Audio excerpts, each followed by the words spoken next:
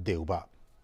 जैसा कि हमने आपको बताया कि इस मंदिर का बहुत ही महत्वपूर्ण स्थान है बौद्ध धर्मावलंबियों के बीच में, क्योंकि हमने कहा कि 2013 में 550 ईसा पूर्व पहले के एक प्राचीन वृक्ष मंदिर के अवशेषों की खोज की गई और उसके बाद से जो वहाँ शोधकर्ता थे, जो आर्कियोलॉजिस्ट थे, उन्होंने ऐसा अनुमान लगाया कि यह स्थल बौद्ध संरचनाओं का सबसे प्रामाणिक प्रमाण है और ये बुद्ध के जीवन का पहला पुरातात्विक साक्ष्य भी है और इसलिए ये तीर्थस्थल जो है दुनिया का सबसे पहला तीर्थस्थल के तौर पर इसे घोषित किया गया और यहाँ पे बौद्ध धर्मावलंबी और बाकी जो लोग हैं वो भी आते हैं और यहाँ पे पूजा अर्चना वो करते हैं। मायादेवी मंदिर को जैसे कि हमने कहा कि 1896 में जनरल खड़ग शमशेर और डॉक्टर एंटनी फुहेर ने इसकी खोज की और केशर शमशेर ने 1939 में मायादेवी मंदिर को एक बार फिर से बनाया और 2003 में जो हम मंदिर अभी इस वक्त हम देख पा रहे हैं उसे 2003 में बनाया गया। लुम्बिनी डेवलपमेंट ट्रस्ट ने इसे तैयार किया। तो ये लगातार तस्वीरें और लगातार हम बात कर रहे थे अपने मेहमान के साथ भी, किस तरह से सामाजिक क्षेत्र की बात हो, सांस्कृतिक क्षेत्र की बात हो, धार्मिक क्षेत्र की बात हो, इन तमाम क्षेत्रों में भारत और नेपाल के संबंध काफ़ी महत्वपूर्ण रहे हैं।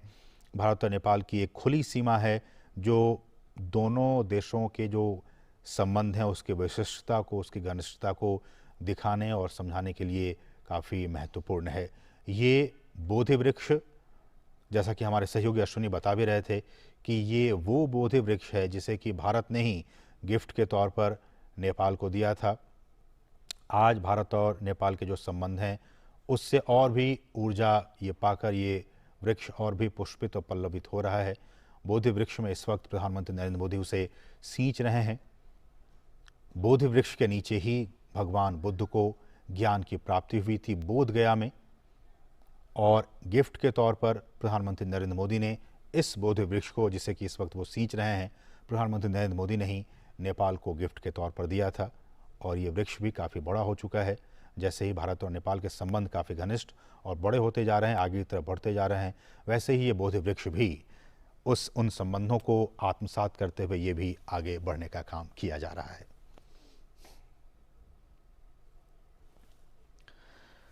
सामाजिक क्षेत्र की बात हम कह रहे थे, जैसा कि हमने कहा कि भारत और नेपाल की खुली सीमा है और दोनों देशों के संबंधों की एक विशिष्टता है कि किस तरह से एक देश के लोग दूसरे देशों में, खासकर नेपाल में जा सकते हैं, नेपाल के लोग हिंदुस्तान में आ सकते हैं, आवागमन में काफ़ी सुगमता रहती है, लोग यहाँ पे आते जाते हैं, पारिवारिक संबंध हैं, शादी विवाह के संबंध यहाँ पे रहते हैं और ये एक तरह से काफ़ी महत्वपूर्ण इस लिहाज से भी। और इसलिए कहा जाता है कि भारत और नेपाल के जो संबंध हैं वो डिप्लोमेटिक और पॉलिटिकल लेवल के अलावा भी एक बेटी रोटी का जो संबंध है, रिश्ता है, वो इसे नाम दिया गया है भारत और नेपाल के संबंधों को। और आज शाम में प्रधानमंत्री नरेंद्र मोदी जब लुम्बिनी से वापस आएंगे तो कुशीनगर भी जाएंगे। जैसा कि हमने कहा कि कुशीनगर में भगवान बुद्ध के का जो महापरिनिर्वाण है वो स्थल है और वहाँ पे प्रधानमंत्री आज जाएंगे इस कार्यक्रम के बाद। अभी फिलहाल वो लुम्बिनी में है, मायादेवी मंदिर के प्रांगण में आप इस वक्त देख पा रहे हैं।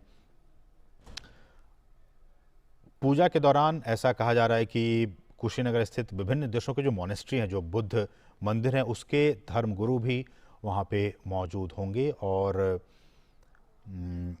ये भी कहा कि बौद्ध धर्म के प्रवर्तक भगवान बुद्ध का आज ही के दिन जन्म हुआ था और आज देश विदेश में बैसाख बुद्ध पूर्णिमा के तौर पर आज का दिन ये मनाया जा रहा है। आज ही के दिन उनको ज्ञान की प्राप्ति भी हुई थी बोध गया में बोधि वृक्ष के नीचे और आज ही के दिन बुद्ध पूर्णिमा के दिन ही वो उनका महापरिनिर्वाण हुआ था।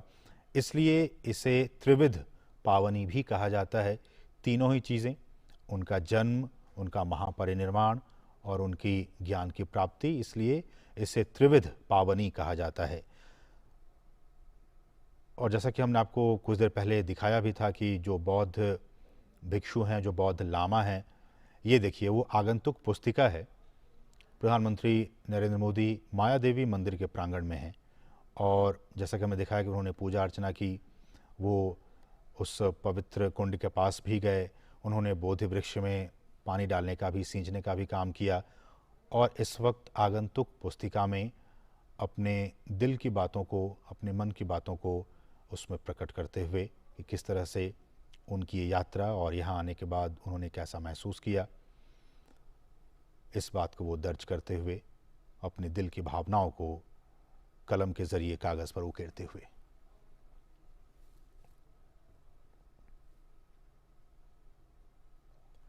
और जैसे कि हम कह रहे हैं कि कुशीनगर में भी आज बहुत ही महत्वपूर्ण कार्यक्रम है। वहाँ के जो बौद्ध भिक्षु और बौद्ध लामा है वो भी काफ़ी बेसब्री से इंतज़ार कर रहे हैं कि प्रधानमंत्री कब आएंगे और वो वहाँ पे पूजा अर्चना करेंगे।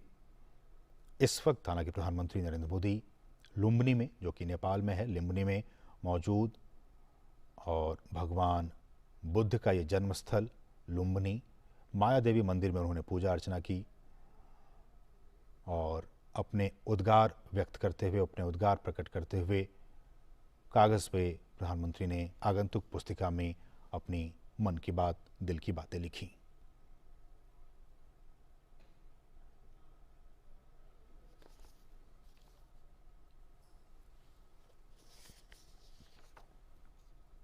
न सिर्फ सामाजिक और धार्मिक बल्कि आर्थिक क्षेत्र में भी भारत और नेपाल के संबंध काफ़ी महत्वपूर्ण हैं। चाहे वे रक्षा की बात हो, अवसंरचना विकास क्षेत्र की बात हो, संचार की बात हो, इन तमाम क्षेत्रों में भारत और नेपाल के संबंध काफ़ी महत्वपूर्ण रहे हैं। भारत और नेपाल एक सबसे बड़ा व्यापारिक भागीदार भी है और विदेशी निवेश वहाँ काफ़ी मात्रा में भारत की तरफ से किया जा रहा है। सर झुकाकर प्रणाम और नमन करते हुए इस मंदिर को एक बार फिर से प्रधानमंत्री नरेंद्र मोदी और उनके बिल्कुल साथ साथ नेपाल के प्रधानमंत्री शेर बहादुर देउबा और उनकी धर्मपत्नी भी मौजूद इस यात्रा के दौरान।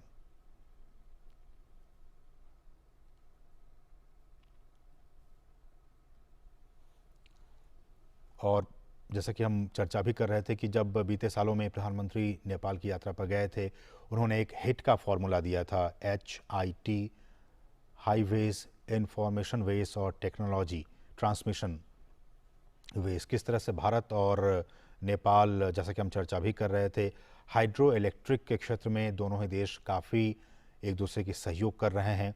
हम जानते हैं कि हिमालय से कई सारी नदियाँ निकलती हैं। उन नदियों के ज़रिए उस पानी का सदुपयोग भारत और नेपाल कैसे कर सकते हैं। हाइड्रो इलेक्ट्रिक एक बहुत बड़ा क्षेत्र है। भारत जब कह रहा है कि हम 2070 तक एक कार्बन न्यूट्रल देश बनना चाहते हैं, कार्बन न्यूट्रल बनने के लिए एक सबसे जो एक बिग डिपेंडेंसी होनी चाहिए वो रीन्यूएबल एनर्जी पर होनी चाहिए और रीन्यूएबल एनर्जी में जो सबसे अहम स्थान होता है भारत और नेपाल के बीच में वो हाइड्रो इलेक्ट्रिक है। और हाइड्रो इलेक्ट्रिक पर भारत और नेपाल के बीच में कई सारे ऐसे परियोजनाएं हैं जिस पर दोनों ही देश मिलकर काम कर रहे हैं। पंचेश्वर परियोजना हो, अरुण परियोजना हो, इन तमाम परियोजनाओं पर लगातार भारत और नेपाल काम कर रहे हैं। अभी हमने देखा बीते महीने में जब नेपाल के प्रधानमंत्री शेर बहादुर देउबा भारत आए थे तो किस तरह से हाइड्रो इलेक्ट्रिक के क्षेत्र में एग्रीमेंट्स हुए थे। भारत और नेपाल के बीच जो रेल सेवा है, हम जब कनेक्टिविटी की बात करते हैं उस पर बहुत सारे एग्रीमेंट्स हुए, उसको कार्यान्वित भी किया गया। इन तमाम क्षेत्रों में भारत और नेपाल के संबंध लगातार आगे बढ़ते जा रहे हैं। संचार की बात आ जाती है तो हम जानते हैं कि नेपाल जो एक लैंड लॉक्ड कंट्री है, एक भू आबद्ध देश है, लैंड लॉक्ड कंट्री है जो कि 3 तरफ से हिंदुस्तान से और एक तरफ से तिब्बत से घिरा हुआ है, लैंड लॉक्ड कंट्री है। इसलिए यहाँ पे इन चुनौतियों को पार पाते हुए भारत ने अपने मदद का हाथ हमेशा से बढ़ाता आया है और भारत और नेपाल ने अपने नागरिकों के बीच संपर्क को बढ़ाने और आर्थिक वृद्धि और विकास को बढ़ावा देने के लिए लगातार कनेक्टिविटी पर काम किया है। और इन तस्वीरों में आप देख सकते हैं वहाँ से, इस कार्यक्रम स्थल से अब प्रधानमंत्री वहाँ से रवाना होने जा रहे हैं। ये लुम्बिनी की आप तस्वीरें देख पा रहे हैं। तो अभी आपने देखा किस तरह से प्रधानमंत्री वहाँ पे माया देवी मंदिर जाकर प्रधानमंत्री ने पूजा अर्चना की और वहाँ पे जो बौद्ध धर्म के मतावलंबी हैं वो यहाँ पे हर साल आते हैं और यहाँ पूजा अर्चना करते हैं। और ये जो जगह है वो यूनेस्को की जो वर्ल्ड हेरिटेज साइट है उसमें भी इसे शामिल किया गया है।